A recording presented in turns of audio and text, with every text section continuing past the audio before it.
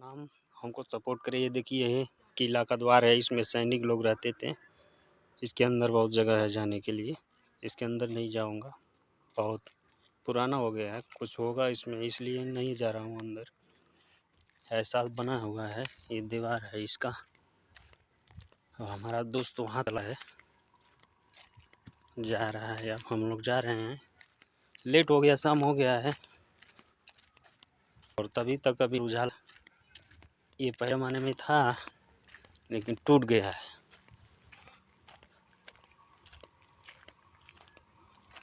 इसमें गड्ढा है, यहाँ टूट गया है। निगरानी है,